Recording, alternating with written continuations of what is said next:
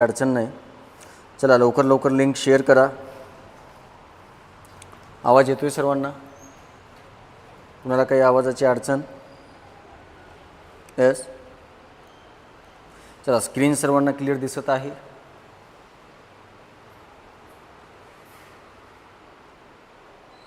चला येतोय आवाज?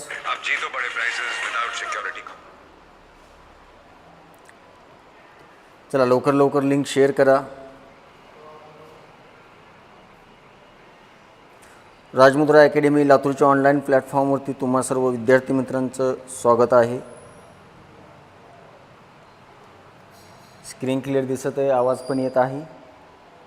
येस. चला लवकर लवकर लिंक शेअर करा. चला सूरजजी नमस्कार.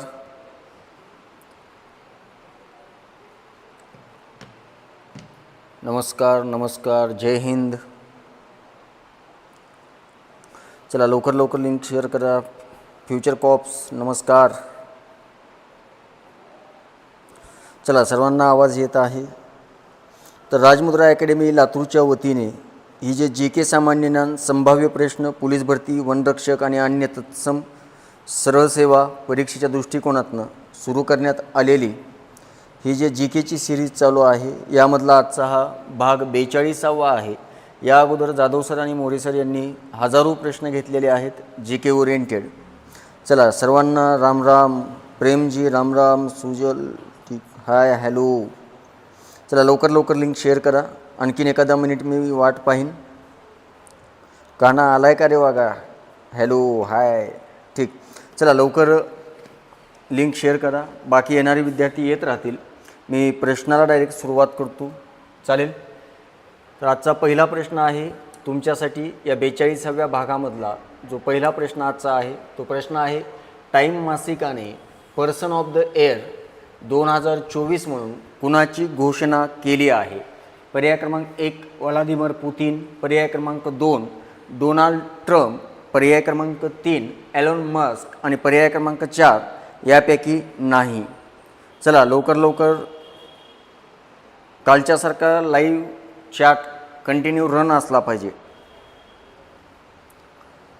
चला फ्युचर कॉप्स युद्र लिंक शेअर करा.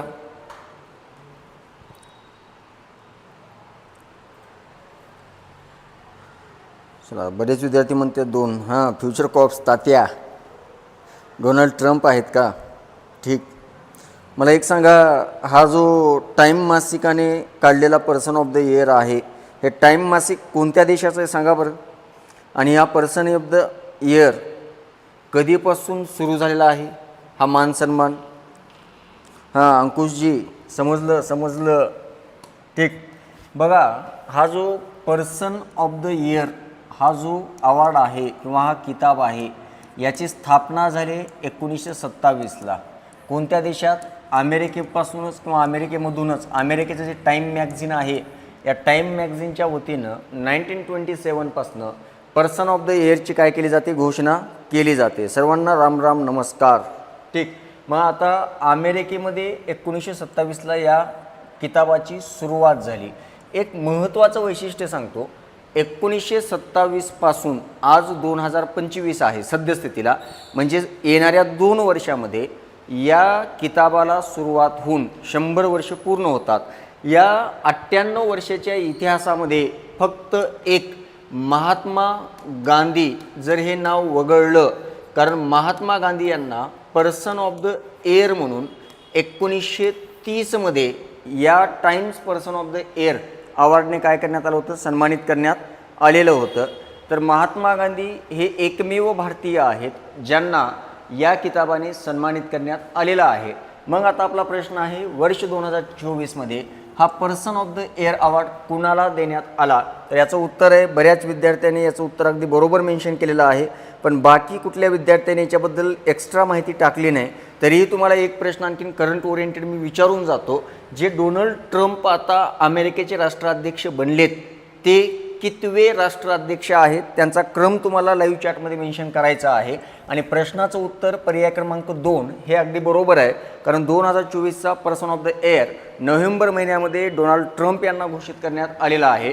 आता एक गोष्ट आणखीन थोडीशी महत्त्वाची लक्षात ठेवा, डोनाल्ड ट्रम्प यांना या अगोदर याच किताबाने 2016 साली सुद्धा सन्मानित करण्यात आलं होतं आणि 2016 नंतर 2024मध्ये सुद्धा त्यांना या पुरस्काराने सन्मानित करण्यात आलेलं आहे. ठीक, तर हे 2 वेळा त्यांनी पर्सन ऑफ द इयरचा अवॉर्ड मिळवलेला आहे. कुणी? तर ते मात्र डोनाल्ड ट्रम्प यांनी. आता संदेश सुरवसे, जी केच्या प्रश्नापासून वाचवणारी ढाल म्हणजे आदरणीय माननीय श्री केसकर सर. खुश केलास वागा, खुश केलास. उद्या ऑफिसकडे ये, चहा पाजवतो 100%, काहीच विषय नाही. थँक्यू. हां, मला एक सांगा, डोनाल्ड ट्रम्प कितव्यांदा अमेरिकेचे राष्ट्राध्यक्ष आहेत?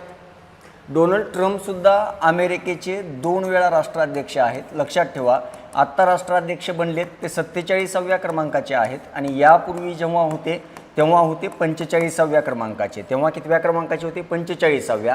आणि आत्ता कितव्या क्रमांकाचे आहेत? 47व्या. यांच्यामध्ये जे एक व्यक्ती झाला होता त्यांचं नाव काय आहे रे वागावनो? जो बायडेन. आणि Joe Biden recently person of the year म्हणून यांनासुद्धा टाईम मासिकानं घोषित केलेलं होतं. लक्षात असू देत. Good evening. ओके, तर मग आता एकमेव महात्मा गांधी आहेत. 2024चा डोनाल्ड ट्रम्प. 2024च्या अगोदर डोनाल्ड ट्रम्पला कधी दिला होता? 2016मध्ये. आणि ते आत्ता अमेरिकेचे कितवे राष्ट्राध्यक्ष आहेत? 47वे. कायम लक्षात ठेवायचं. यापैकी एक प्रश्न तयार होतो का? 100% तयार होतो. चला पुढल्या प्रश्नाकडे जाऊ. वर्ष 2025मध्ये एकूण किती पद्म पुरस्कार जाहीर झाले होते? पर्याय क्रमांक 1 113, पर्याय क्रमांक 2 137, पर्याय क्रमांक 3 138 आणि पर्याय क्रमांक 4 139. बरोबर आहे. जो बायडन कमला हॅरिसचा पराभव करून आले होते. अगदी बरोबर आहे. शुभम मरकट 2016 बरोबर आहे. 47 पण बरोबर आहे. चला, पद्म पुरस्कार कधी होते? पद्म पुरस्काराची घोषणा जे विद्यार्थी उत्तर मेन्शन करत आहेत 139, त्याने थोडंसं आणखीन काही एक्स्ट्रा माहिती असेल तर सांगावी. बरं, तुम्हाला मी एक प्रश्न विचारतो, याचं उत्तर तुम्हीच देणार आहात, मी लाईव्ह लेक्चरमध्ये सांगणारच नाही. जर तुम्ही म्हणतात तेवढ्यापैकी जर एकूण पद्म पुरस्कार दिले गेले असतील तर महाराष्ट्राच्या वाट्याला त्यापैकी किती पद्म पुरस्कार आले? आणि जे पद्म पुरस्कार आपण म्हणतो, पद्म पुरस्कारामध्ये 3 प्रकारचे पुरस्कार असतात, जसं की पद्मविभूषण, दुसरा आहे पद्मभूषण आणि तिसरा प्रकार असतो पद्मश्री. तर या एकूणपैकी कोणते किती पुरस्कार होते? पद्मविभूषण किती? राईट. फ्युचर कॉप्स दमच नाही का? हां, लावा ताकद. काहीच विषय नाही बघा ताकद लावायची. अगदी बरोबर सांगितलंयस तू. ठीक. 7 पद्मविभूषण आहेत. पद्मभूषण किती आहेत? 13. किती आहेत? तर 19 आहेत. आणि 113 कोण आहेत? तर ते मात्र पद्मश्री आहेत. ठीक. तर हे बरोबर आहे. तर एकूण किती आहेत? तर 139 आहे.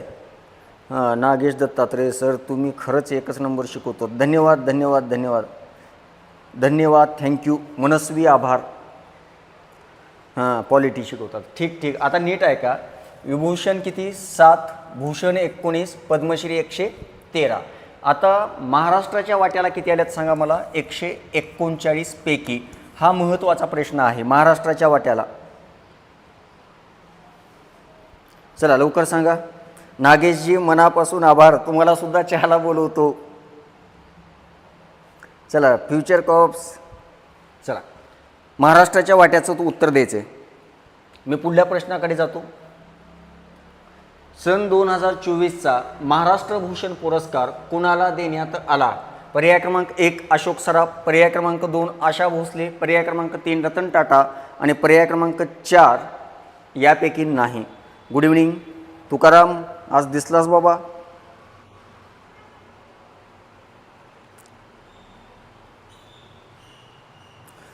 चला लवकर लवकर सांगा. 2024चा महाराष्ट्र भूषण पुरस्कार, वर्ष 2024 महाराष्ट्र भूषण पुरस्कार.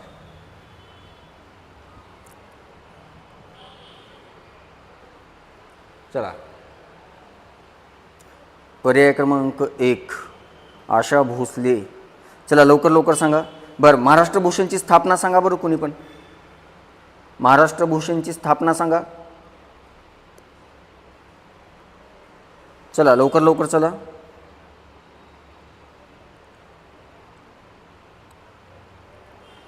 येऊ द्या उत्तर, थोडंसं लाईव्ह चॅट पळू द्या. फ्युचर कॉप्स राम सुतार यांना कितवा आहे? 19वा आहे. हां, एक वेळा चेक करा बरं तुम्ही. राम सुतार यांना कितवा आहे? हां, पहिला पु ल देशपांडे यांना आहे नामदेवा, बरोबर आहे. चेक करा 2024चा, बघा एक वेळा कुणाचं नाव येते.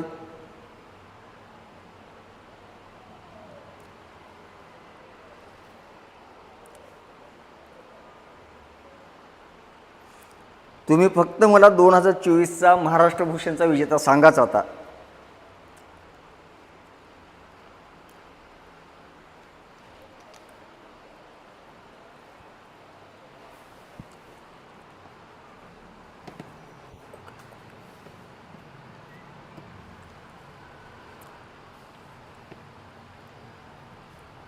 काय झालं?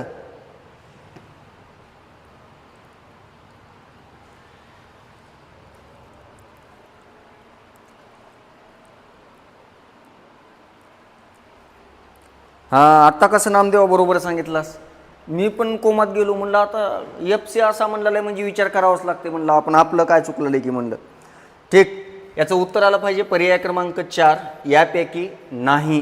कारण 2024चा हा पुरस्कार कुणाला देण्यात आलेला आहे? राम सुतार यांना देण्यात आलेला आहे. अशोक सराफला पण आहे, आशा भोसले, रतन टाटा यांना महाराष्ट्र भूषण भेटलं आहे का? यापूर्वी भेटलेला आहे. पण 2024चा पुरस्कार कुणाला आहे? राम सुतार. राम सुतारांनी असं कोणतं एक नोटेबल वर्क केले कुणी सांगू शकेल ज्यांच्यामुळे आपण त्यांना ओळखतो? चला, स्टॅच्यू ऑफ युनिटी गुजरातमध्ये उभा केलेलं कुणी उभा केले?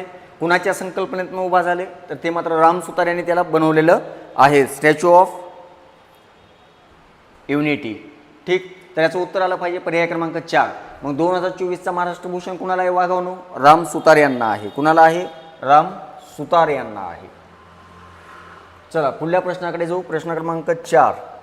घटनेच्या कोणत्या तरतुदीनुसार सर्वोच्च न्यायालयाने दिलेले निर्णय हे देशातील सर्व न्यायालयावर बंधनकारक असतात? पर्याय क्रमांक 1 अनुच्छेद 141, पर्याय क्रमांक 2 136, पर्याय क्रमांक 3 137 आणि पर्याय क्रमांक 4 138. चला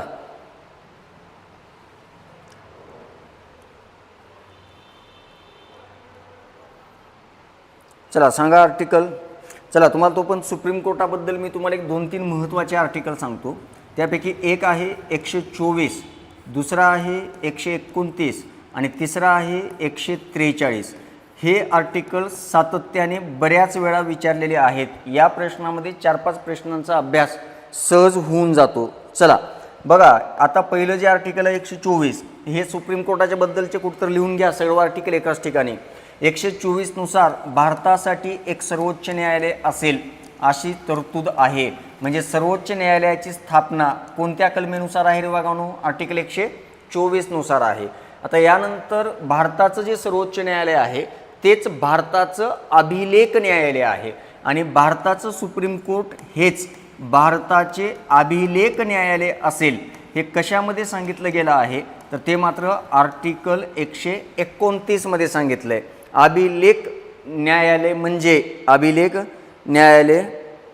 म्हणजे ज्या न्यायालयाला स्वतःच्या अपमानाबद्दल अवमानाबद्दल शिक्षा करण्याचा अधिकार असतो आणि स्वतःचे निकाल स्वतःला बदलण्याचा अधिकार असतो, अशा न्यायालयाला काय म्हणतात? तर अभिलेख न्यायालय म्हणतात. काय म्हणतात? तर अभिलेख न्यायालय असं म्हटलं जातं. त्यामुळे लक्षात ठेवा 129 नुसार भारताचं सुप्रीम कोर्ट हेच भारताचं कोणतं न्यायालय आहे? अभिलेख न्यायालय आहे. आणि 143 नुसार काय आहे? तर भारताचं सुप्रीम कोर्ट राष्ट्रपतीला सल्ला देऊ शकतं. म्हणजेच भारताचे राष्ट्रपती सुप्रीम कोर्टाचा सल्ला कोणत्या कलमेनुसार घेऊ शकतात? तर भारताचे राष्ट्रपती सुप्रीम कोर्टाचा सल्ला आर्टिकल 143 नुसार घेऊ शकतात. कितीनुसार घेऊ शकतात? 143 नुसार भारताचे राष्ट्रपती असा सल्ला घेऊ शकतात. मग आता नीट लक्षात द्या, हे 3 आर्टिकल सुप्रीम कोर्टाच्या बाबतीत तुम्हाला कधी विसरायचं का वागवणं? कधीही विसरायचं नाही आहे. पण आपला प्रश्न तो आहे का? आपला प्रश्न तो नाही आहे. हां, फ्युचर कॉप्स अगदी बरोबर. 215 नुसार कोण आहे? तर तो मात्र हायकोर्ट आहे. ठीक. मग आता हे 3 आर्टिकल लक्षात ठेवा. बिलकुल. मग आपला प्रश्न काय आहे की सुप्रीम कोर्टाचे जे निर्णय आहेत ते देशातल्या सर्व न्यायालयावर, मग आता सर्व म्हणजे सर्वच आले, कारण भारताची न्यायव्यवस्था कशी आहे वागवणं? एकेरी आहे. कशी आहे? एकेरी आहे. आणि कुणाकडून स्वीकारले आम्ही एकेरी न्यायव्यवस्था? ब्रिटनकडनं स्वीकारलेली आहे. कुणाकडनं? ब्रिटनकडनं. मग आपल्या प्रश्नाचं उत्तर काय असलं पाहिजे? तर आता या प्रश्नानुसार आपलं उत्तर असलं पाहिजे अनुच्छेद 141. बऱ्याच विद्यार्थ्यांनी याचं उत्तर बरोबर दिलेलं आहे. ओके. आता मग लक्षात घ्या, याचं उत्तर काय असेल? पर्याय क्रमांक 1. घटनेच्या कोणत्या कलमेनुसार सुप्रीम कोर्टाचे निर्णय कुणावरती? भारतातल्या सर्व न्यायालयावरती. आर्टिकल 141. मग यासोबत तुम्हाला 4 आर्टिकल विसरायचे नाहीत. 124, 129 आणि 143. बऱ्याच वेळा परीक्षेला विचारलेले आहेत. लिहून ठेवा, नाहीतर कायम डोक्यात ठेवा, अडचण नाही. ठीक. चला पुढल्या प्रश्नाकडे जाऊया. उच्च न्यायालयातील मुख्य न्यायाधीशांची नियुक्ती कोण करतं? पर्याय क्रमांक 1 सुप्रीम कोर्ट, पर्याय क्रमांक 2 राष्ट्रपती, पर्याय क्रमांक 3 मंत्रिमंडळाच्या सल्ल्याने पंतप्रधान आणि पर्याय क्रमांक 4 राज्यपाल. नागेशजी लेच खुश करला बुवा तुम्ही मला आज. कसं काय ठरवूनच आलो का की मास्तराला लय हसवायचे असं? तुमचे मनापासून आभार आहेत.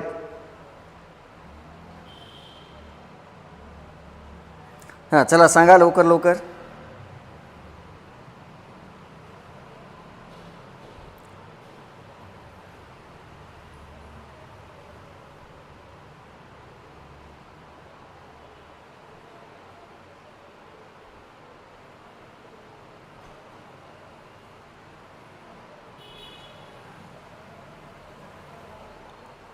चला प्रेसिडेंट.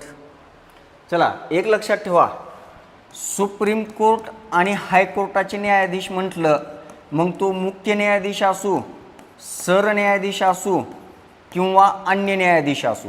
सरन्यायाधीश असू, मुख्य न्यायाधीश असू किंवा अन्य न्यायाधीश असू, या सर्वांची नियुक्ती करण्याचा अधिकार भारताच्या राष्ट्रपतीला आहे. कुणाला आहे? भारताच्या राष्ट्रपतीला आहे. हे कायम एक विधान माझं लक्षात ठेवायचं, सुप्रीम कोर्ट आणि हायकोर्ट म्हणल्यास.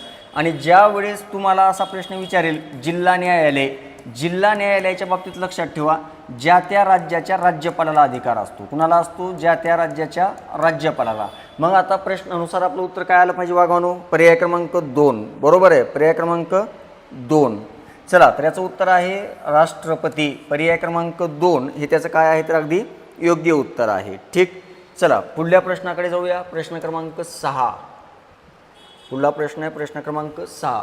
खालीलपैकी कोणती न्यायाधीशांची नियुक्ती आणि बदली करण्याची प्रक्रिया आहे? पर्याय क्रमांक 1 कोलॅजियम प्रणाली, पर्याय क्रमांक 2 संसदीय प्रणाली, पर्याय क्रमांक 3 कॉलेज प्रणाली आणि पर्याय क्रमांक 4 एकल स्त्रोत प्रणाली. करतो शुभमजी करतो. हां, तर एक लक्षात ठेवा, करंटमधनं बरं झालं शुभमजीने एक मेसेज केला आहे. आलोक उपाध्याय हे बॉम्बे हायकोर्टाचे म्हणजे बॉम्बे हायकोर्टाचे नवीन मुख्य न्यायमूर्ती आहेत. चला लिहून ठेवा नोटबुकमध्ये, करंटचा पण इथे एक प्रश्न कव्हर होऊन जाईल. चला उत्तर सांगा. आपण काय प्रश्न केला? न्यायाधीशांची नियुक्ती आणि बदली करण्याच्या प्रक्रियेला काय नाव आहे? चला काही विद्यार्थी 2 म्हणतात, काही जण 1 म्हणतंय. चला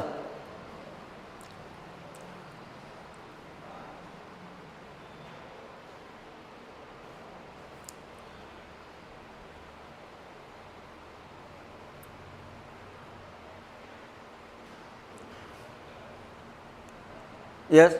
बघा, ज्या वेळेस न्यायाधीशांची नियुक्ती केली जात असते, फॉर एक्झाम्पल सुप्रीम कोर्टाच्या अन्य न्यायाधीशांची जर नियुक्ती करत असतील कोण?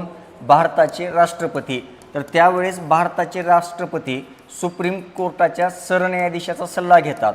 भारताचा सुप्रीम कोर्टाचा सरन्यायाधीश राष्ट्रपतीला जेव्हा सल्ला देतो त्यावेळेस सुप्रीम कोर्टातल्या 4 अन्य न्यायाधीशांशी सल्लामसलत करतो. म्हणजे हे 4 आणि हा 1 असे मिळून किती झाले 5.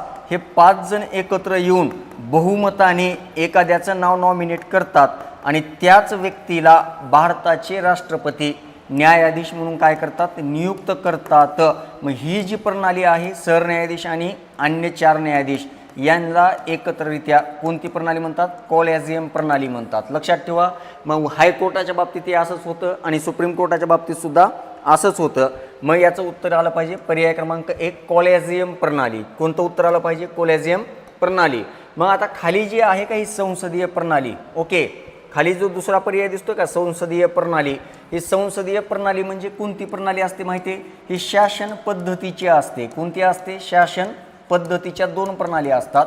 त्यापैकी एक असते संसदीय आणि दुसरी असते ती मात्र कुठली तर ती मात्र अध्यक्षीय. मग आता भारतात पंतप्रधान आहे याचा अर्थ भारताची संसदीय शासन प्रणाली आहे. भारताची शासन प्रणाली कोणती असा जर प्रश्न असेल तर संसदीय शासन प्रणाली. तिसरा पर्याय जो आहे कॉलेज प्रणाली. ही कॉलेज प्रणाली आपल्या आयुष्यात असते कॉलेजला असताना आणि एकल स्त्रोत प्रणाली वगैरे असला काही प्रकार नाही. तर याचं उत्तर येईल पर्याय क्रमांक 1. उत्तर काय येईल पर्याय क्रमांक 1. चला पुढला प्रश्न आहे प्रश्न क्रमांक 7. सर्वोच्च न्यायालयातील सरन्यायाधीशांची संख्या. इथे थोडंसं चूक आहे. ह्या प्रश्नामध्ये सरन्यायाधीशांची नाही तर शब्द आहे अन्य न्यायाधीशांची संख्या ठरवण्याचा अधिकार कुणाला आहे. पर्याय क्रमांक 1 संसद, पर्याय क्रमांक 2 पंतप्रधान, पर्याय क्रमांक 3 लोकसभा आणि पर्याय क्रमांक 4 मुख्य न्यायाधीश. चला थोडंसं लवकर कमेंट बॉक्स पळू द्या. सर्वोच्च न्यायालयातील सरन्यायाधीशांची संख्या ठरवण्याचा अधिकार कुणाला आहे.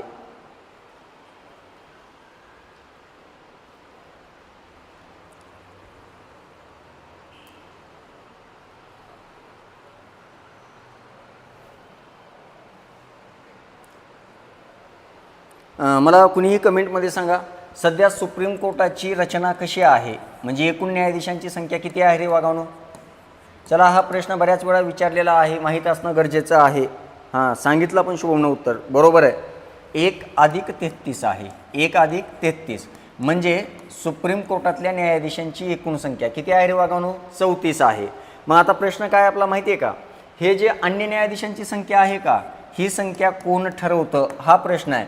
मग आता तसंच आणखीन एक लक्षात ठेवा हायकोर्टामध्ये सुद्धा काय असते रचनेमध्ये एक मुख्य न्यायमूर्ती असतो आणि बाकीचे काय असतात अन्य न्यायाधीश असतात. मग आता मला सांगा या सुप्रीम कोर्टाच्या अन्य न्यायाधीशांची संख्या कोण ठरवतं. बरेच विद्यार्थी काय केलेत बरोबर उत्तर दिलेत. कोण ठरवतं संसद ठरवते. सुप्रीम कोर्टातल्या अन्य न्यायाधीशांची संख्या कोण ठरवतं संसद ठरवते. मग आता माझा पुढला आणखीन एक प्रश्न आहे हायकोर्टामधल्या अन्य न्यायाधीशांची संख्या कोण ठरवतं कमेंटमध्ये सांगायचं आहे. हां शुभमजी वाचतोय कमेंट काही अडचण नाही. कधी थोडंसं पुढे पळतो जास्त कारण बऱ्याच विद्यार्थ्यांचे उत्तर जर बरोबर असले तर मी तेवढं जास्त लक्ष देत नाही कारण कुणाकुणाची नावं घ्यायचं. लावा ताकद लावायचं राहिले वागावणं काही अडचण नाही. जय शिवराय जय शिवराय. चला सांगा माझा पुढला प्रश्न काय माहिती आहे का तुम्हाला सुप्रीम कोर्टाच्या ज्या पद्धतीनं अन्य न्यायाधीशांची संख्या कोण डिसाईड करते संसद तसा हायकोर्टाच्या अन्य न्यायाधीशांची संख्या कोण ठरवतं याचं उत्तर द्या लवकर. चला लवकर द्या उत्तर. खूप कन्फ्यूज करणारा प्रॉब्लेम आहे इथं एक सातत्याने इथं कोमात जायचं काम आहे आपलं.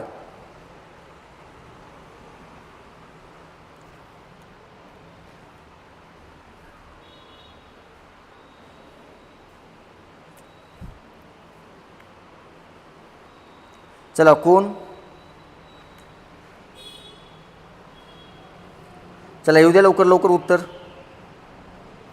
काही जण म्हणतायत राज्यपाल प्रेसिडेंट RP बहुतेक राज्यपाल राष्ट्रपती. चला आता विसरायचं नाही ज्यांचं चुकलंय त्यांचं चुकलं ज्यांचं आलं त्यांचं आलं. तर आता नीट लक्षात ठेवायचं राष्ट्रपती ठरवतात. कोण ठरवतात वागावनो राष्ट्रपती. बऱ्याच वेळा परीक्षेला तुम्हाला कन्फ्यूज केलेला आहे. फिक्स RP वगैरे असला काही प्रकार नाही. कोण ठरवतात राष्ट्रपती. हायकोर्टाच्या अन्य न्यायाधीशांची संख्या राष्ट्रपती डिसाईड करतात आणि सुप्रीम कोर्टाच्या अन्य न्यायाधीशांची संख्या भारताची संसद ठरवते. ह्या दोन्हीतला फरक कायम लक्षात ठेवा. पर्यायामध्ये राज्यपाल वगैरे दिलेलं असतं पण ते चुकीचं आहे सगळं. ठीक, चलो पुढल्या प्रश्नाकडे जाऊया. हेबियस कॉर्पस ही रीट सर्वोच्च न्यायालयात खालील प्रकरणी वापरता येईल. पर्याय क्रमांक 1, खालील न्यायालयाला अधिकार नसताना निर्णय घेतल्यास. पर्याय क्रमांक 2, लोकसेवक कायदेशीर कर्तव्य करत नसल्यास. पर्याय क्रमांक 3, लोकसेवक अधिकाराबाहेर जाऊन काम करीत असल्यास. पर्याय क्रमांक 4, एखादी व्यक्ती बेपत्ता असल्यास अथवा ठाव ठिकाणा मिळत नसल्यास. चला काय आता आपल्या सोयीनुसार एक शॉर्टकट लावल्यास. चला सांगा, हेबियस कॉर्पस तुम्हाला माहिती आहे ना वागावनो, आर्टिकल 32 नुसार, ओके, आर्टिकल 32 नुसार सुप्रीम कोर्ट प्राधिलेख काढू शकतो आणि आर्टिकल 226 नुसार हायकोर्ट प्राधिलेख काढू शकतो. हे दोन आर्टिकल कायम लक्षात ठेवा रे वागावनो. प्राधिलेख म्हणजे रेट्स. जर आपल्या मूलभूत हक्काचं उल्लंघन जर कुठल्याही कायद्याने झालं तर त्या कायद्याच्या विरोधामध्ये आपल्याला जाण्याचा अधिकार कुणी दिलेला आहे? भारताच्या राज्यघटनेने. मग सुप्रीम कोर्ट किंवा हायकोर्ट त्याचा अभ्यास करतो आणि त्याच्यानंतर डिसाइडेड करतं की बाबा त्याला न्याय द्यायचा, आणि न्याय देण्यासाठी मग तो कायदा रद्दही केला जाऊ शकतो. आणखीन बऱ्याच पर्याय वापरले जातात. मग त्यावेळेस आपण जर सुप्रीम कोर्टात गेलो तर आर्टिकल 32चा वापर केलो म्हणायचं. ज्या आर्टिकलला डॉक्टर बाबासाहेब आंबेडकरने भारतीय राज्यघटनेचा काय म्हटले होते? आत्मा आणि हृदय म्हटले होते. आणि जर हायकोर्टात गेलो तर आपण आर्टिकल कितीचा वापर केलोय म्हणायचं? 226चा केलोय म्हणायचं. पण 226ला घटनेचा आत्मा किंवा हृदय म्हणायचं नाही. मग आता ज्या रिट्स काढलेल्या असतात, बरोबर आहे रमेशजी, काही अडचण नाही. एकूण 5 प्रकारच्या रिट्स काढल्या जातात. किती प्रकारच्या रिट्स काढल्या जातात? 5 प्रकारच्या. कोणत्या कोणत्या? हा एवढं एक स्ट्रक्चर कायम लक्षात ठेवा बरं, खूप महत्त्वाचा आहे. एक पहिली हेबियस कॉर्पस प्रकारची, यानंतर नंबर 2ची आहे मॅन्डामस. ओके, नंबर 2ची कुठली आहे? मॅन्डामस. यानंतर नंबर 3ची कोणती आहे? प्रोहिबिशन. यानंतर नंबर 4 कोणती आहे? याच्यामध्ये आहे काय म्हणू आपण, को वॉरंटो किंवा असं घेतो मी शेरशोरेरी. ओके, शेरशोररी ही एक आहे. आणि 5वी कोणती आहे तर ते मात्र को वॉरंटो. या 5 रीट आहेत रे वागावनो, लक्षात ठेवा. सुप्रीम कोर्ट पण काढतं आणि हायकोर्ट पण काढतं. आपला प्रश्न आहे की आता काय की हेबियस कॉर्पस ही रीट्स कधी काढतात? तर याचं उत्तर नीट लक्षात ठेवा. एखादी व्यक्ती बेपत्ता असल्यास अथवा ठाव ठिकाणा मिळत नसल्यास काढली जाणारी रीट म्हणजे कोणती आहे? Habeas corpus. कारण हेबियस कॉर्पसचा अर्थ काय होतो माहिती आहे का? आम्हाला शरीर द्या. याचा अर्थ काय होतो? आम्हाला शरीर द्या. म्हणजे एखाद्या व्यक्तीला जर बेकायदेशीर अटक झाली असेल तर भारताची न्यायव्यवस्था पोलीस प्रशासनाला सुद्धा अशी रिट्स काढू शकते आणि सांगते की ज्याला तुम्ही अटक केले त्यांना आमच्यासमोर हजर करा, त्यांना अटकेत ठेवायचं का नाही कोण आम्ही डिसाइडेड करू. हेबियस कॉर्पस रिट्स कधी काढतात? तर ज्या वेळेस एखाद्या व्यक्तीचा बेपत्ता असतो. मग आता लोकसेवा कायदेशीर कर्तव्य करीत नसल्यास त्याला आदेश दिला जातो. मग लोकसेवक जर आपले कर्तव्य पार पाडत नसेल तर यासाठी मॅन्डामस काढलं जातं. कोणती रिट्स काढली जाते? मॅन्डामस काढली जाते. आणि यानंतर पुढलं काय? खालील न्यायालयाला अधिकार नसताना निर्णय घेतल्यास त्यावेळेस त्याच्यासाठी जी काढली जाते ती प्रोहिबिशन काढली जाते. कोणती? निर्णय घेतल्यास त्याला म्हणावं शेरशोररी काढली जाते. काय काढली जाते? शेरशोररी. उत्प्रेक्षण म्हणतात याला मराठीत. काय म्हणतात? उत्प्रेक्षण. लक्षात ठेवा हे. आणि यानंतर विचारले लोकसेवक अधिकाराबाहेर जाऊन काम करीत असल्यास, अधिकाराबाहेर म्हणजे कोणत्या अधिकाराने? याला म्हणतात को वॉरंटो. ओके, काय म्हणतात याला? को वॉरंटो. यालाच मराठीमध्ये म्हणावं अधिकार पुरच्या. यालाच मराठीमध्ये काय म्हणावं वागावनो? अधिकार पुरच्या. बरोबर आहे. जय भीम चित्रपट जो आहे का, हा जय भीम चित्रपट हा याच्यावरतीच आधारित आहे, हेबियस कॉर्पसवरती. कशावरती आधारित आहे? हेबियस कॉर्पसवरती. मग आपला जो पहिला प्रश्न आहे या प्रश्नानुसार आपलं उत्तर काय रे वागावनो? पर्याय क्रमांक 4. उत्तर काय आपलं? पर्याय क्रमांक 4. चला पुढल्या प्रश्नाकडे जाऊया. संसदेने केलेला एखादा कायदा घटनाबाह्य अथवा निरर्थक ठरवण्याचा अधिकार भारतीय न्यायसंस्थेस आहे. पर्याय क्रमांक 1 हे विधान पूर्णतः चुकीचं आहे. पर्याय क्रमांक 2 विपर्यस्त आहे. पूर्णतः बरोबर आहे. तिन्हीपैकी एकही नाही. चला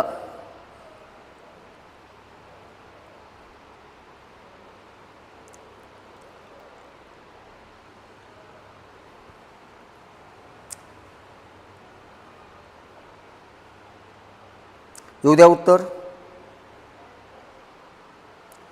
चला प्रश्न काय आपला, संसदेने केलेला एखादा कायदा घटनाबाह्य आहे का नाही.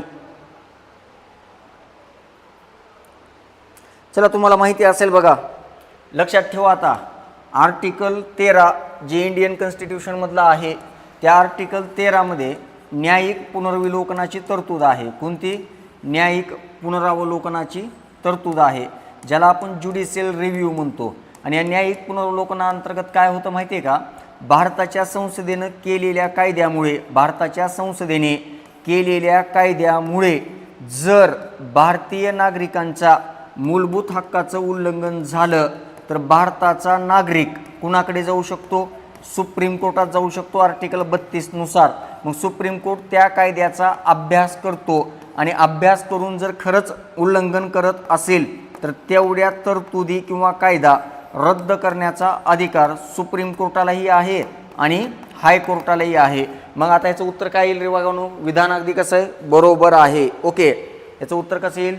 पूर्णतः बरोबर आहे. म्हणजे ज्या विद्यार्थ्यांनी प्रश्न क्रमांक 9चं उत्तर पर्याय क्रमांक 3 दिले ते अगदी बरोबर आहे. याचं उत्तर पर्याय क्रमांक 3 हे अगदी कसं आहे रे वागानो? बरोबर आहे. चला पुढला प्रश्न आहे, महत्त्वाचा प्रश्न आहे, लिहून ठेवा.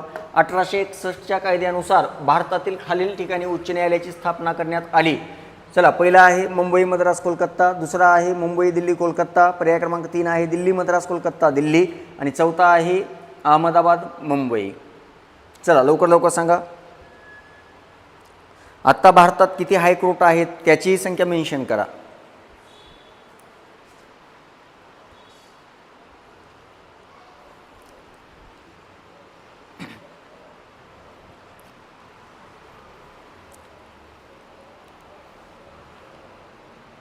चला येऊ द्या.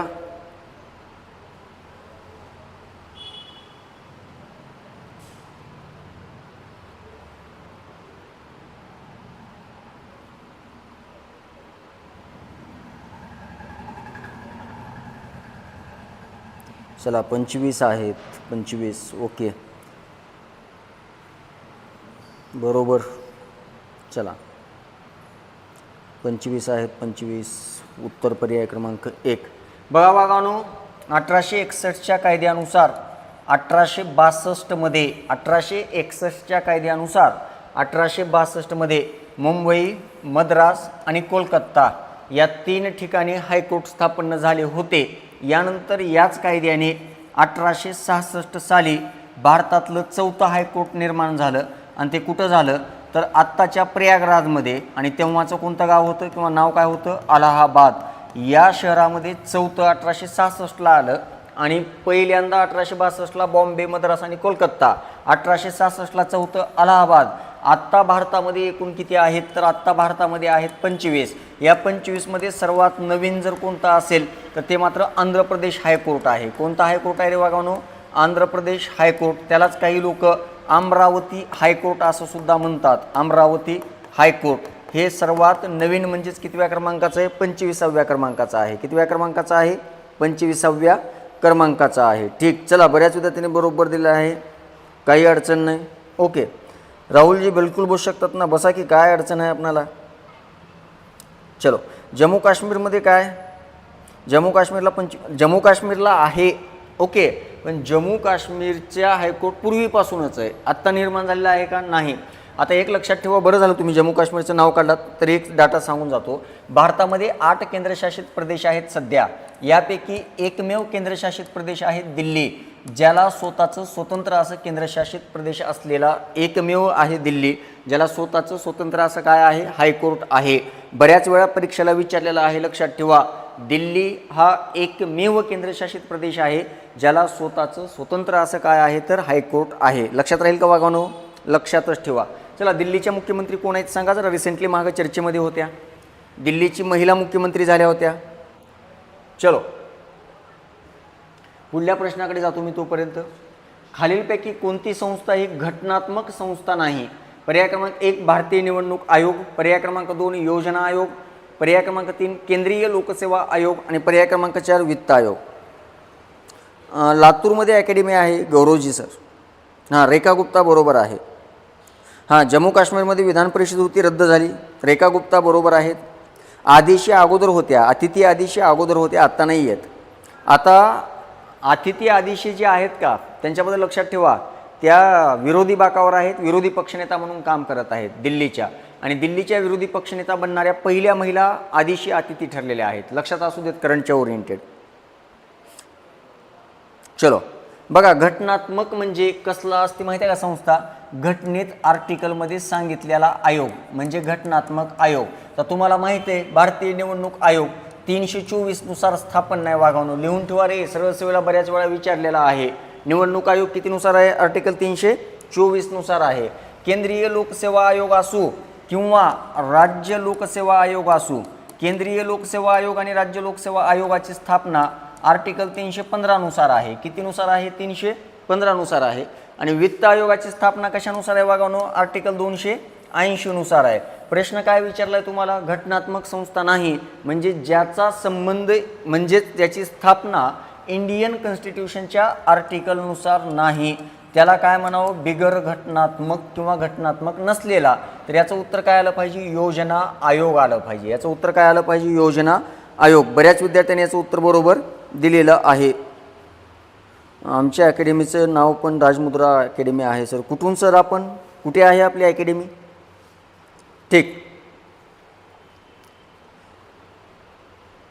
चला, तर याचं उत्तर काय आलं पाहिजे? पर्याय क्रमांक 2. या योजना आयोगाला सुद्धा आता बरखास्त केलं गेलं आहे. आणि योजना आयोगाच्या ठिकाणी कोणता आयोग आणलेला आहे? नीती आयोग. आणि नीती आयोग कधीपासून आलेला आहे? 1 जानेवारी 2015 पासून. 1 जानेवारी 2015 पासून नीती आयोग कुणाच्या ठिकाणी आहे? मी येवलावरून बघतोय सर तुमचं लेक्चर. येवला, ठीक, येवलावरनं म्हणतात ना. ठीक ठीक, जाधव सर, आमच्या जाधव सरला बोलवतोच थोडंसं. या सर, या. जाधव सर 2 दिवस झाले तुम्हाला मिस करायला लागलेत, पण आम्ही थोडंसं अल्टरनेट. इथून 10 दिवस फक्त अविनाश केसकर सर असणार आहेत. जाधव सरला बघून घ्या, लाभ घ्या. प्रचंड लिंक शेअर करा, अभ्यास करत राहा. तुम्हाला शुभेच्छा आहेत मित्रांनो. केसकर सर आमच्या राजमुद्राची बुलंद तोफ आहे. धन्यवाद सर. मला जेवढे प्रश्न विचारायचे बिंदास विचारा, उत्तर तयार आहेत आमच्या गुरुजीकडे. हो, फक्त अभ्यास करत राहा. मागे 5-6 दिवस गॅप पडलाय, इथून पुढे सर कंटिन्यू लेक्चर घेणार आहेत. लवकरच भेटूया आपण. हो, चलो, ठीक आहे. धन्यवाद सर. चला, तर नियोजन आयोगाच्या ठिकाणी आता नीती आयोग आलेला आहे. चला, हां, सरचा नादच कुवा आहे. हो, फायर फायर माणूस आहेत. हां, सर बघायला लागलेत कमेंट वागवणं. Miss you sir, miss you म्हणतो वाघ. ठीक, चलो पुढल्या प्रश्नाकडे जाऊया. लवकरच येणार आहेत, टेन्शन घेऊ नका. चला, पुढला प्रश्न आहे, राज्य लोकसेवा आयोगाचे अध्यक्ष व सदस्यांची नेमणूक कोण करते? चला, पर्याय क्रमांक 1 पंतप्रधान, पर्याय क्रमांक 2 राज्यपाल, पर्याय क्रमांक 3 राष्ट्रपती, पर्याय क्रमांक 4 मुख्यमंत्री.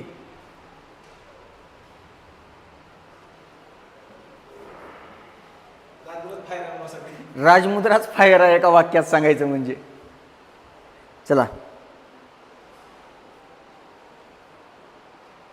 ओके ओके सर, कधी आलो तर नक्की भेट देईन तुमच्या अकॅडमीला. तुम्ही लातूरला आलात काहीतरी या अकॅडमीवरती. ठीक, तर चला, आपला प्रश्न काय की राज्य लोकसेवा आयोगाचे अध्यक्ष व सदस्यांची नेमणूक कोण करतं? चला, बरेच विद्यार्थ्यांनी उत्तर दिले. पर्याय क्रमांक 3 खाल्लात तुम्ही गुगली, कारण लक्षात ठेवा की याचं उत्तर आहे पर्याय क्रमांक 2. कोण? राज्यपाल करतात. राज्य लोकसेवा आयोगाच्या अध्यक्षाची आणि सदस्याची नियुक्ती करण्याचा अधिकार, अध्यक्ष आणि सदस्य यांची नियुक्ती करण्याचा अधिकार कुणाला आहे? तर तो मात्र राज्यपालाला आहे. आता एक गोष्ट पुढे लक्षात ठेवा की अध्यक्षाला आणि सदस्याला राज्य लोकसेवा आयोगाच्या जर पदावरून काढायचं असेल तर यांना पदावरून काढण्याचा अधिकार राष्ट्रपतीला आहे. थोडंसं कोमात टाकणारी गोष्ट आहे, पण थोडासा जोर जर दिलात तर लक्षात राहणार नाही, अशातली गोष्ट नाही आहे. राज्य लोकसेवा आयोग आणि आणखीन एक लक्षात ठेवा, राज्य लोकसेवा आयोग तसंच राज्य निवडणूक आयोग असतो. जसा राज्य लोकसेवा आयोग आहे तसा राज्य निवडणूक आयोग असतो. आणि राज्य निवडणूक आयोगाचा मुख्य निवडणूक आयुक्त आणि अन्य निवडणूक आयुक्त यांची सुद्धा नेमणूक राज्यपालच करतात. या दोघांची नेमणूक कोण करतात? राज्यपालच. पण या दोघांनाही पदावरून काढण्याचा अधिकार फक्त राष्ट्रपतीला आहे. फक्त कोणाला आहे वागानो? राष्ट्रपतीला आहे. ओके, हे मात्र लक्षात असू देत. ठीक, चला याचं उत्तर काय आलं पाहिजे? याचं उत्तर काय आलं पाहिजे? पर्याय क्रमांक 2. तरी वाटत होतं का? ठीक, काही अडचण नाही. कृषी सेवकची बॅच लवकरच चालू होणार आहे सर. आरोग्य विभागाची बॅच आपली सध्या चालू झालेली आहे. ठीक, चला तर याचं उत्तर आहे पर्याय क्रमांक 2. चला पुढल्या प्रश्नाकडे चलतो. मोरेसर पण आहेत. मोरेसर अगोदर आले होते ना, सुरुवात मोरेसरानंतर केली होती, नारळ त्यानेच फोडला होता. ठीक, चला पुढला प्रश्न आहे प्रश्न क्रमांक 13. भारतात राष्ट्रीय मानवी हक्क आयोगाची स्थापना कोणत्या वर्षी झाली? पर्याय क्रमांक 1 1995, पर्याय क्रमांक 2 1993, पर्याय क्रमांक 3 2001 आणि पर्याय क्रमांक 4 2004. चला लवकर सांगा. चला काही विद्यार्थ्यांनी तर प्रश्न पूर्ण व्हायच्या अगोदर उत्तर दिलेले आहेत. चला ज्याने वर्ष सांगत आहेत त्याने लवकरात लवकर तारीख पण सांगावी, एक्झॅक्ट डेट सांगावी. चला लवकर सांगा. 10 डिसेंबर. 10 डिसेंबर जागतिक मानवी हक्क दिन आहे. 10 डिसेंबर कोणता दिवस आहे रे वागानो? बऱ्याच वेळा सरळ सेवेला विचारलेला आहे बघा. जागतिक मानवी हक्क दिन आहे. सरळ सेवेला बऱ्याच वेळा दिनविशेष विचारलेला आहे. चला मला तारीख सांगा म्हटलं. 1993 बरोबर उत्तर आहे, काही टेन्शन नाही. पर्याय क्रमांक 2 बरोबर उत्तर आहे, पण मी वाट बघतोय डेटची. मी वाट कशाची बघतोय? डेटची. चला सांगा. हां, पहिले कोण होते? पहिले रंगनाथ मिश्रा होते. पहिले अध्यक्ष रंगनाथ मिश्रा होते. बघा फ्युचर कॉप्स रामसुब्रमण्यम आहेत का सध्या? बघा एकदा. लक्षात ठेवा 12 ऑक्टोंबर आहे. 12 ऑक्टोंबर 1993. तुम्ही कोमात कशामुळे गेलतात? 10 डिसेंबर तुमच्या लक्षात आहे जागतिक मानवी हक्क दिन आहे म्हणून. पण भारताचा मानवी हक्क आयोग कधी स्थापना आहे? 12 ऑक्टोंबर.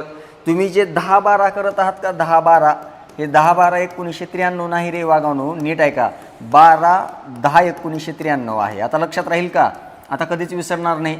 इकडलं इकडं करायचं आहे फक्त. 10वा महिना म्हणजे ऑक्टोबरचाच महिना की का चुकीचं आहे? हां, माही आता बरोबर आलं उत्तर.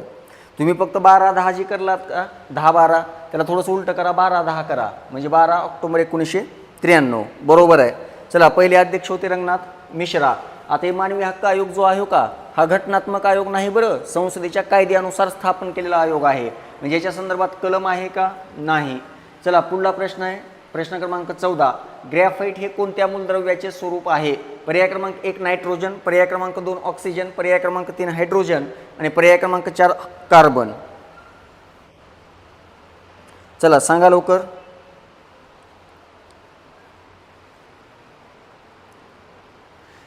चला ग्रॅफाइट हे कोणत्या मूलद्रव्याचे स्वरूप आहे?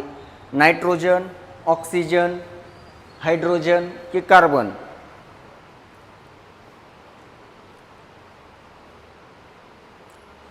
झालं भोसले सर, संपतच आलाय. चला कार्बनचे अपरूप किती आहेत रे वागावनो? नामदेवा सांग रे, कार्बनचे अपरूप किती आहेत? तुम्हाला माहीत असलेले कार्बनचे अपरूपे सांगा. ठीक, एक माहीत असेल तर पहिला तुम्हाला आठवेल हिरा, बरोबर आहे का नाही? चला गुड इव्हनिंग. एक माहीत असेल तर कुठला माहीत असेल तुम्हाला? तर तो हिरा माहीत असेल. तसंच हा ग्रॅफाइट सुद्धा कुणाचा अपरूप आहे रे वागानो? अपरूपामध्ये मोडतं किंवा कुणाचा प्रकार आहे? ग्रॅफाइट सुद्धा कार्बनचा आहे. आणखीन तुम्हाला माहीत असेल तर फ्लोरेन्स माहीत असेल, फ्लोरेन्स. ठीक, जे की फुटबॉलसारखा दिसतो, आठवते का कुणाला काही? ठीक, तर हे सगळे कुणाचे अपरूप आहेत? कार्बनचे आहेत. म्हणजे याचं उत्तर काय येईल? पर्याय क्रमांक 4. उत्तर काय येईल? पर्याय क्रमांक 4. चला पुढला प्रश्न आहे प्रश्न क्रमांक 15. अणूच्या केंद्रात मुख्यत्वे प्रोटॉन, न्यूट्रॉन, इलेक्ट्रॉन असतात. आता याच्यामध्ये सांगायचं की अणूच्या केंद्रकात काय असते? 2 आणि 3 म्हणजे न्यूट्रॉन आणि इलेक्ट्रॉन, 1 आणि 3 म्हणजे प्रोटॉन आणि इलेक्ट्रॉन, 1 आणि 2 प्रोटॉन आणि न्यूट्रॉन आणि 1, 2, 3 म्हणजे प्रोटॉन, न्यूट्रॉन आणि इलेक्ट्रॉन. चला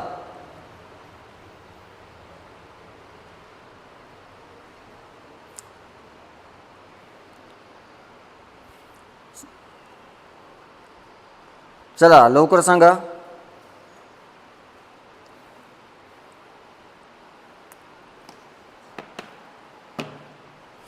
बघा विद्यार्थी मित्रांनो, हे 3 कण तर आपल्याला ॲटममधले माहीत आहेत. कोणते कोणते? Neutron, proton, electron. आता ज्या वेळेस आपण अणुवस्तुमान म्हणतो, अणुवस्तुमान ॲटॉमिक मास, त्यावेळेस आपण कुणाची बेरीज करतो रे वागावनो? त्यावेळेस आपण प्रोटॉन आणि न्यूट्रॉनची बेरीज करतो. प्रोटॉन आणि न्यूट्रॉन. आणि आपण काय म्हणतो? अणूचं सर्व वस्तुमान हे अणूच्या केंद्रकात एकवटलेलं आहे. अणूचं सर्व वस्तुमान कुठे एकवटलेलं आहे? अणूच्या केंद्रकात. आणि जेव्हा आपण अणुवस्तुमान कॅल्क्युलेट करत आहोत त्यावेळेस आपण काय मोजत आहोत? प्रोटॉन आणि न्यूट्रॉन. मग आता अणूच्या केंद्रकात जर अणूचं वस्तुमान एक वाटलेलं असेल तर अणूच्या केंद्रकात कोणते 2 कण असणार आहेत? एक असणार आहे प्रोटॉन आणि दुसरा असणार आहे न्यूट्रॉन. या अणू केंद्रकाच्या भोवती इलेक्ट्रॉन फिरत असतात. कोण फिरत असतात? इलेक्ट्रॉन. मग इलेक्ट्रॉन अणूच्या केंद्रकात आहेत का? नाही. कारण प्रश्न काय विचारला आहे? अणूच्या केंद्रकात. म्हणजे पर्याय क्रमांक 1 आणि 2 दर्शवणारा पर्याय कितवा आहे? तिसरा. तर याचं उत्तर काय आलं पाहिजे? पर्याय क्रमांक 3. याचं उत्तर काय आलं पाहिजे वागानो? पर्याय क्रमांक 3. तर 3 नंबरचं उत्तर आहे जे की इलेक्ट्रॉन. हां बरोबर आहे, बऱ्याच विद्यार्थ्यांनी उत्तर केलेलं आहे 3. अगदी बरोबर आहे. अणूच्या केंद्रकामध्ये प्रोटॉन आणि कोण असतात? न्यूट्रॉन असतात. ठीक. चला तर आजच्यासाठी आपण इथे थांबूया. उद्या आणखीन आपण 8 वाजता किंवा 8 वाजून 5 मिनिटाला भेटूया. आजच्यासाठी इथे थांबू. अपेक्षित करतो की तुम्ही सर्व डेटा एकत्र कलेक्शनमध्ये नोटबुकमध्ये लिहून घेत असाल. आजच्यासाठी इथे थांबू. सर्वांनी व्हिडिओला लाईक करायचं आहे. लिंक परत आणखीन शेअर करायची आहे. याशिवाय तुम्हाला जर व्हिडिओ आवडत असतील तर ह्याच्यामध्ये एक लक्षात ठेवा, कमेंट करायला मात्र विसरू नका. आता जाऊन जेवण करणार आहे वागा, काही काळजी करू नकोस. तू आता निवांत जेवण केलं असेल तर रीडिंगला जा, मस्त अभ्यास कर. व्हिडिओला लाईक मात्र 100% कर वागा. ठीक. आजच्यासाठी इथे थांबूया. अपेक्षा करतो की तुम्ही लिंक नेहमी सांगचाल, पुढे फॉरवर्ड करचाल. निवांत काळजी करायची गरज नाही, अभ्यास करा. एक लक्षात ठेवा, तुमच्यासाठी एक महत्त्वाची गोष्ट सांगून जातो की काय नाही, कधी जर काही संकट बी आले, एखादी रात्र आयुष्यात येत असते, रात्रीच्या नंतर आज सूर्य मावळला याचा अर्थ सूर्य परत कधी उगवणारच नाही असा बिलकुल होत नाही. सूर्य आणखीन दुसऱ्या दिवशी उगवत असतो. प्रश्न फक्त रात्रीचा असतो. तितकी रात्रीची वेळ जेवढी आहे तितका वेळ स्वतःला जिवंत ठेवायचं. दुसऱ्या दिवशीचं सूर्य बघितलं की अजून कुत्ता छाप मेहनत करायचं, पण यावेळेस पद काढायचं म्हणजे काढायचं. हा विचार रोज डोक्यामध्ये ठेवूनच अभ्यासाला लागायचं. समजते? एखादं संकट आलं, टेन्शन आलं म्हणून जास्त कोमात न जाता एकच स्वतःला सांगत राहायचं, सूर्य मावळला तरी दुसऱ्या दिवशी येणार आहे. फक्त प्रश्न कधीचा आहे? त्या रात्रीचा आहे. तितकी रात्र फक्त आपल्याला काय करायचं? जिवंत राहायचं. बस. दुसऱ्या दिवशी सकाळी सूर्य निघाला की नंबर 1 आणखीन कामाला लावायचं. प्रेम सुरू असे तुमचं पण मनापासून प्रेम. हे जे तुमचं प्रेम राजमुद्रावरती आहे का, या प्रेमाची उतराई करण्यासाठीच या राजमुद्राचा प्रवास अखंड अविरहित चालणार आहे. ओके. सर्वांचे मनापासून आभार. आजच्यासाठी इथे थांबूया. बाय. Good night.